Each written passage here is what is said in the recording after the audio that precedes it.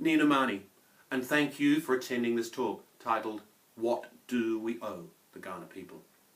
Before commencement, it is appropriate to acknowledge that we are indeed meeting on the lands that traditionally belong to the Kaurna, and that it is in honour of all their peoples, past and present, recognising their connection to this country, that we share this material.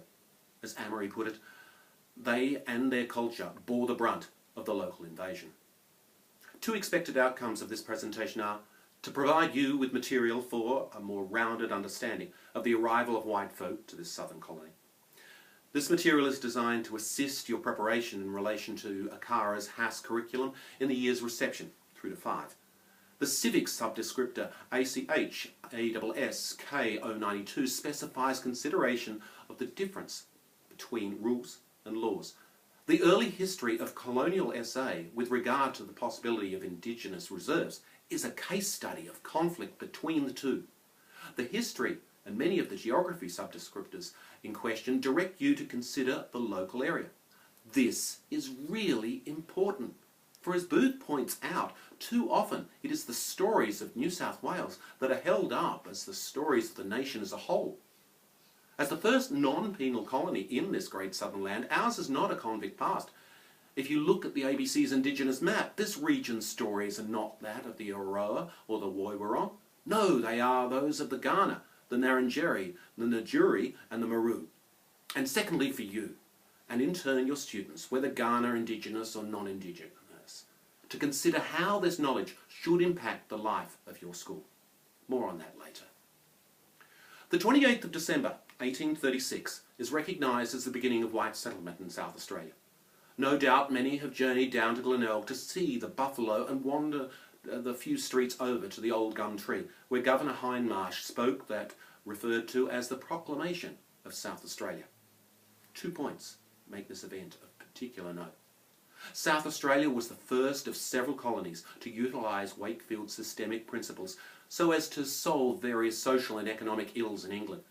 Simply put, colonial lands were sold rather than given away as grants, with the proceeds used both to bring immigrants from England, thus providing a ready workforce, and as a means for the colony to manage itself. Consequences aside, his ideas were groundbreaking. The other being the actual proclamation. Its second and longest paragraph actually fits with principles within other founding documents as to the new arrivals' desired relations between themselves and the local Indigenous, coming as they did out of a Britain that had finally banned an involvement in slavery. For those of you not familiar, this is part of how it reads. It is also at this time especially my duty to apprise the colonists of my resolution to take every lawful means for extending the same protection to the native population as to the rest of His Majesty's subjects, and of my firm determination to punish with exemplary severity all acts of violence or injustice which may in any manner be practised or attempted against the natives, who are to be considered as much under the safeguard of the law as the colonists themselves, and equally entitled to the privileges of British subjects. These words may seem somewhat counterintuitive to those who know how badly the Indigenous people of the colony were later treated. Yes, the full paragraph has a tone of cultural superiority which would be the hallmark of relationships for at least the next 150 years, but it and other primary sources, as cited by Manning, Amory or Booth, speak volumes as to the lack of purely malicious intent on the part of many in the new colony. They appear to literally have intended to live side by side with the Indigenous. Nonetheless, this intent fell foul of a variety of factors beyond simple cultural insensitivity. Ignorance of the impact caused by the presence of the colonists in the form of disease and drink. Policies of relation building such as encouraging other Indigenous to visit the Adelaide Plains. Both Booth and Avery suggest that the supply of rations at varying intervals to all Indigenous persons present, plus other actions, encourage prolonged visits, resulting in increasingly restricted hunting fields of the Kaurna being overtaxed. And the overriding impact, the premise of terra nullius, contained within the British Act which constituted the constitution of the colony, would have over founding documents. 21st century minds struggle to comprehend how it was that these lands could have been declared unoccupied. Borsch explains that the British concept of land ownership of the time was born of the Locke thesis that individual property ownership came from where one worked the land.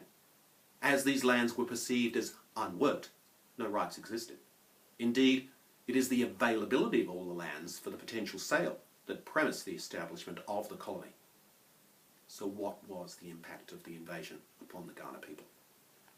Our earliest account of their number comes from 1841.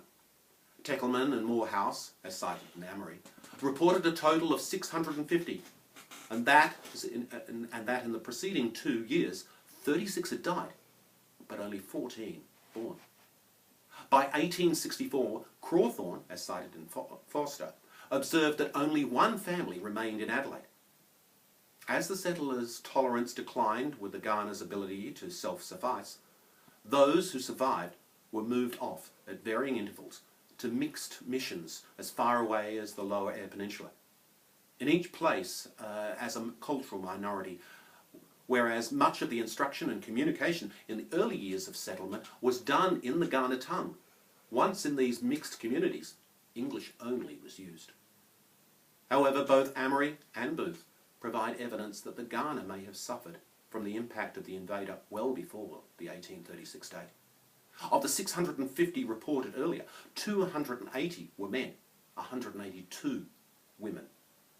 They both use a variety of sources to explain the gender imbalance, specifically the presence of mainly American whalers and sealers based upon Kangaroo Island, starting from the early 1800s. Numbering up to 200, these men raided the mainland regularly for women, both for their own benefit — they apparently were most talented with some of the more dangerous parts of the work — and to be traded as slaves with passing ships. It is little wonder that throughout the mid-20th century it was believed that the Kaurna were no more, and to describe the language as lost. However, in the last 30 years, this perception was shown as false. Amory, speaking on ABC Radio, explained how material written in the very first days of the colony was now being drawn upon to assist in the reawakening of the language.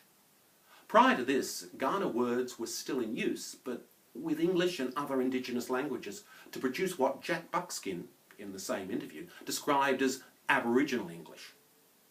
So how to respond? Peter Buckskin suggests that there is a strongly held belief in education circles that schools should be the springboard for reconciliation. Your presence here today would indicate that you concur. In absence of an active language program in your school providing students with opportunities to regularly encounter Kaurna words will permit them to better appreciate and take pride in local Indigenous culture. Within the subjects previously mentioned, it is vital to have students explore the material and context from more than one perspective. For example, an excursion that includes the River Torrens, Karawirapari, could also include a telling of its creation by Yura, the rainbow serpent, and its mirror above, Wadlipari. It could also be preceded by a viewing of the video Reflections on Karawirapari. The Pilta Wadley, spoken of by Power in that video, is well worth a visit when visiting the old Adelaide jail. It's on the other side of the river. A traditional camping ground, it was opened in 1839 as the first mission school in the colony, where students were taught in their own language, and is also the source of much of the recorded material used to reawaken the Kaurna language. However, as Booth points out, it is also the location, when closed years later, from which many of the Kaurna children were spread out across the colony. This is but a small taste of what is out there. Making contact with local councils, libraries and Indigenous groups will assist you to find more of such resources. One other area for examination would be the act of acknowledging country. If schools are to play a key role in reconciliation, then examining when and how these acts of respect take place is important. As are they considered on par with singing of the national anthem? Do we always use the adult language, or something younger minds can better appreciate? If you have Kaurna students, would having them make a welcome to country be more appropriate? The arrival of the first colonists here in SA did not constitute some evil intent against the Kaurna and other Indigenous. Rather, it can be viewed as an unplanned near-cultural genocide, implemented out of a sense of cultural superiority, premised upon a false understanding of land ownership that generated largely self-serving outcomes, but was initially driven out of a desire for mutual benefit. We, as descendants of both sides, owe it to all our ancestors and descendants to acknowledge all that went before us and to strive for reconciliation, to actually live out the intent of mutual respect and understanding Hindmarsh tried to articulate through his 19th century view of the world. For this is Kaurna country, and it is where we live. If you acknowledge that and the importance of their beliefs, then you need to avoid a simple hothouse of instruction during NAIDOC week. Rather, you need to make both incidental and significant contact with the material throughout the year. Thank you.